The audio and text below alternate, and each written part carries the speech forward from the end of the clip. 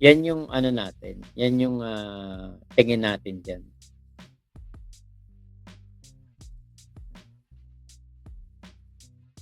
So, eto po, punta na tayo dun sa isa pa nating, topic. Punta tayo dito kay Food Genius kasi si Food Genius, meron siya na-post nitong mga nakaraang araw. Ay, shoutout diyan sa inyo, ha, yung mga nandiyan pa po, mga tropa pips natin. Kulaong, Ilong, Turon, mukhang Saba. Rutian, shoutout sa'yo. Walang alam si Mang Berto sa mga nangyayari. Okay. Casper, literal na sinungaling din yan. Makmak, dyan si Norman nahubog sa kasinungalingan. Tayo magagawa. Kung legit na asawa ni McCoy, ba't mas matanda si PBBM at Amy kay Kulaong? Ay, hindi. Pacifico Marcos, hindi Ferdinand Marcos, ha? Pacifico Marcos. Si Pacifico Marcos, kapatid ni Ferdinand Marcos. Pacifico at itsura ni Kulaong, walang dugo sa Pacific Ocean, Aquapana. Disyo. Eto. Punta tayo kay,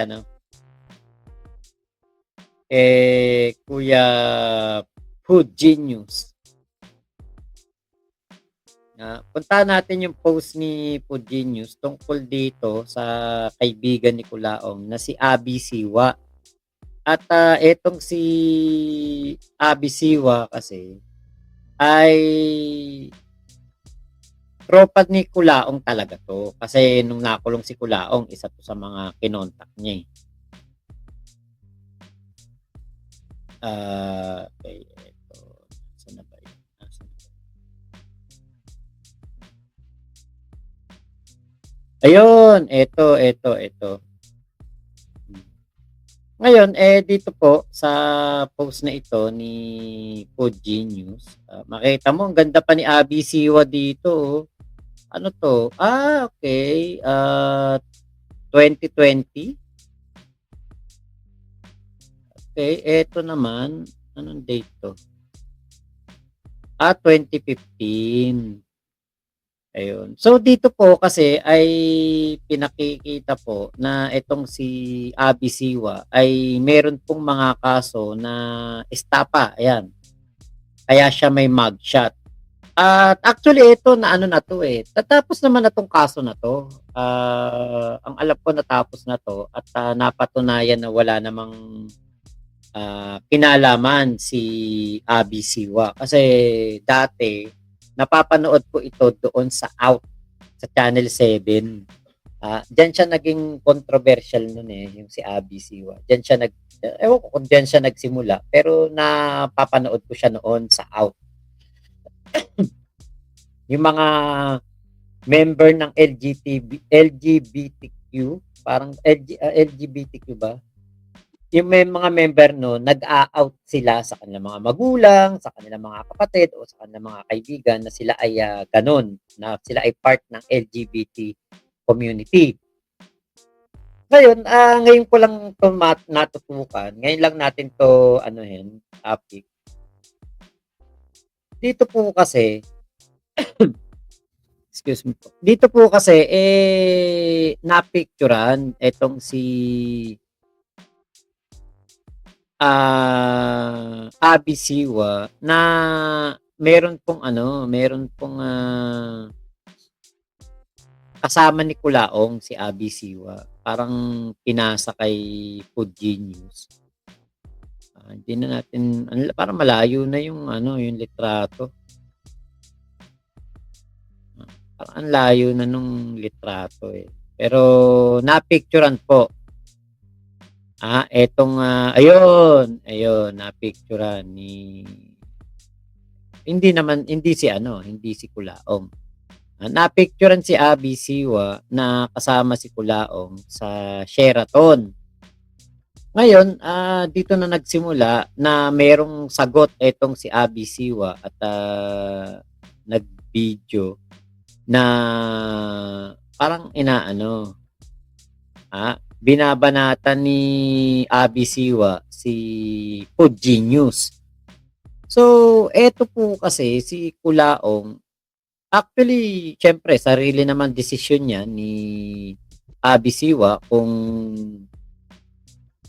Kung lalabas siya sa SOCMED at ipagtatanggol niya si Kulaong, syempre sarili niyang ano yan, discretion yan. Eh kung talagang magtropa nga talaga sila, syempre, pagtatanggol ni Abby Siwa yan, di ba? Ito yung video. Yung tao. Kahit ano pang sabihin niyo, I don't care.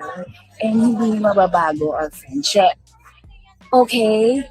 Kahit idamay niyo pa ako dyan, wala akong pakialam. You know, I'm not fucking scared of any of you. Never will be. And that's it. Basta ako maganda. As si FLM, guwapo. End of story. Ayun. Hindi po gwapo yan. Kasi kung gwapo si Kulaong, putya, di napaka-pogi ko na pala. Eto. Eto, Nagkunwaring customer. Maya-maya. ano to? Arestado ang dating aktres na si Abby Siwa dahil sa pagbebenta umano ng COVID-19 test kit ng walang sapat na dokumento. Inireklamo rin siya ng estapa ng negosyanteng binentahan umano niya ng bigas para sa mga apektado ng COVID-19. Yan po yung Pinadeliver naman niya ang COVID rapid test kits na binebenta rin niya. Nang tanggapin niya ang bayad, agad siyang hinuli ng NBI International Operations Division. Positibo rin siyang itinuro ng kanya umanong biktima. She owes me money. I have receipts. She's unpaid in Cebu. Wala umano siyang napakitang dokumento mula sa FDA para sa pagbebenta ng test kits online. May trading company po ako. Medical trading company. May license to operate dito Meron po. Meron po. Nagsimula ang investigasyon nang magreklamo ang negosyante si Jesselyn Fernando laban sa kanya. Nag-down payment umano siya ng 4.4 million para sa 10,000 sako ng bigas pero walang i-deliver si Siwa. Tulong para sa mga tao kasi gutom na ngayon mga tao Nangangailangan na sila ng ng rescue. nawala yung Kaya nga nagmamadali, kaya una palang usapan namin, kailangan makarating in 1 week. Pero ayon kay Siwa, si Fernando ang nagkulang sa bayad. Talaga sobrang agrabyado talaga. As in, ako, yung company ko, nakakahiya. Kasi nag-release kami ng 800 sacks per day. Tapos yung dito rin, hindi nabayaran yung kompletong 10,000 sacks. So siya yung mautang sa akin. I don't know why she's doing this para siyang sira. Paalala ng NBI, sundin ang abiso ng FDA na bawal ang magbenta ng test kits sa internet. Doktor din dapat ang mag-administer nito. Base dun sa mga postings niya na siya rin ay nagbebenta ng mga medical supplies, specifically itong mga test kits. And alam naman natin na kung hindi ka otorisado ng FDA, ng Food and Drug Administration, hindi ka pwedeng magbenta nito mga test kits. Kulong si Siwa sa kasong estafa at paglabag sa FDA law at bayanihan to heal Azuana. Nico Bawa, ABS-CBN. Yun. So may kaso na ganun si Abby Siwa. Parang ang nangyayari kasi lahat ng madikitan ni Kulaong o madikit kay Kulaong, parang ganito nga, birds of the same feathers flock together. Ngayon, doon sa unang kaso, estapa. Tapos ngayon, yung pagbebenta nung panahon ng pandemya ng test kit. Tapos tungkol din sa bigas. Ngayon dito, ito matindi. Model TV host Abby Siwa explains her side on alleged gold bar scam. Alam natin na si Kulaong nang loloko noon sa gold bar. May mga may mga kumbaga issue si Kulaong in the past patungkol po sa mga issue ng gold bar. At sabi dito, pinabulaanan ni Abby Siwa na miyembro siya ng sindikato ng bibiktima ng potential buyers ng gold bars. Lehitimo raw siyang broker at negosyante. Buwelta niya sa nagdemanda sa kanya si Eric Allison, many times I felt like giving in and just paying him back the whole 500K. But what he did was so unfair, and I think that this foreigner needs to learn his lessons too. That he can just shit on anyone in our country just because he has money. Abby Siwa's gold bar scam. Ngayong Miyerkules na umaga, isang text message naman na natanggap ng PepPH mula sa isang nagngangalang Eric Allison. Ito ay kaugnay ng gold bar scam na kinasasangkutan ni Abby. Tinawag pa ni Allison si Abby na con artist at coke dealer. Alam natin si Kulaong, 'di ba? Con artist. Parang birds of the same feathers nga ang nangyayari. Kung wala na mga ginagawang illegal etong si Abby Siwa pero talagang makakaladkad siya. Dahil nga ang kanyang nadikitan ay isang human trafficker, budol-budol, 'di ba? So, 'yun yung ating ano dito na 'yan ang kanyang yan yung mga nakakasama ni Kulaong. Mga ganyang klaseng tao. Tapos dito po, eto na yung nakaano sa akin talaga.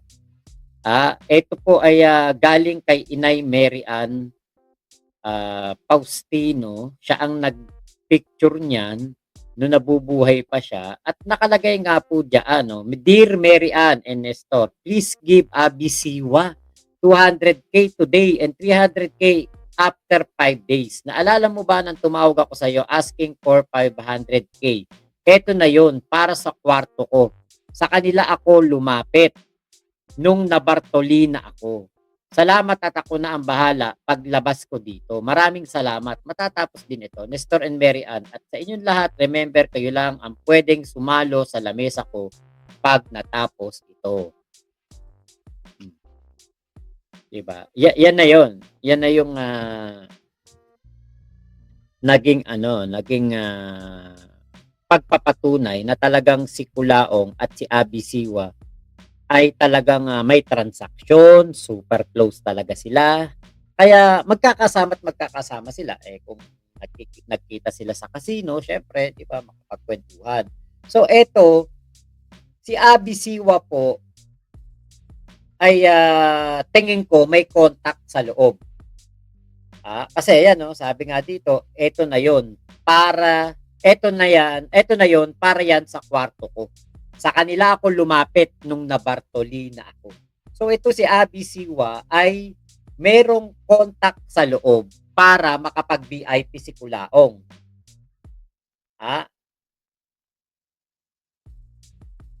Hindi pa ito yung panahon na na si Kulaong ay nung umalis na kami. Hindi pa ito yon.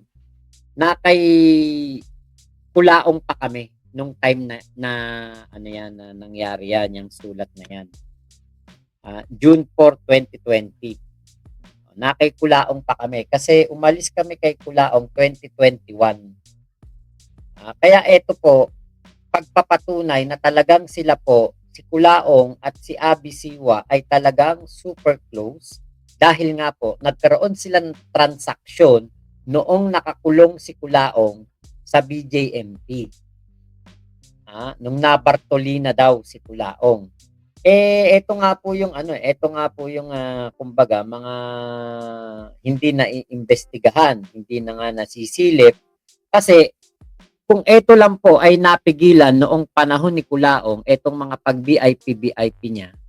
'Di ba? Di sana si Vitaly Zodorobetsky hindi na po nakapag-VIP pa sa mga kulungan dito sa atin kasi hihigpitan na po ng BJMP ang mga kulungan at hindi na rin po makakagamit ng cellphone ang mga preso at makakapag VIP na merong sariling kwarto.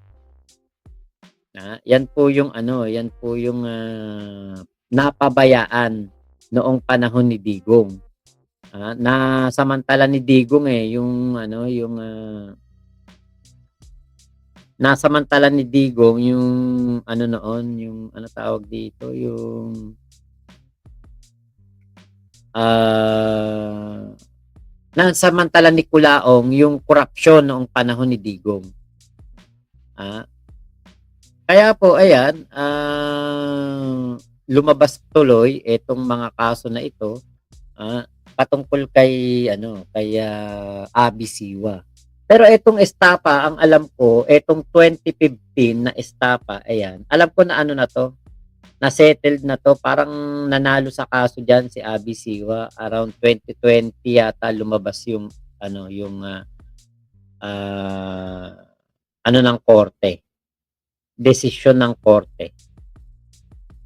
So, yun lang, yan lang yung gusto nating italakay dito at si Abby Siwa naman kahit na anong magsasalita siya, pag tanggol niya si Kulaong, wala naman dating eh. Wala din naman magagawa yan. Di naman yung kakatakutan ni Puginius o ni Makagago, kahit sino naman ang ilabas ni Kulaong. Actually, baka nga gamitin pa ni Kulaong yung panakot o pambanat, gawing parang attack dog laban kay Puginius or kay Makagago, wala pong epekto at hindi po katakutan itong si Abby Siwa ng mga tao na yan.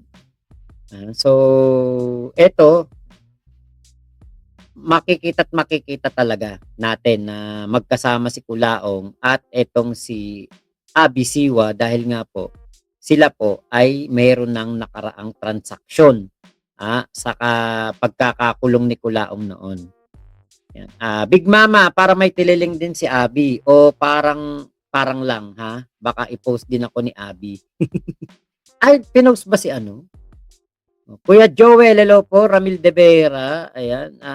Joel Q ng Cereza Force, hello po sa iyo. Ate Jonah, nandyan pa rin. Kuya Elmer Balilo, Kuya Henry. So ako po magpapaalam na dito sa ating live na ito. Maraming salamat po sa pagsama nyo sa live ko.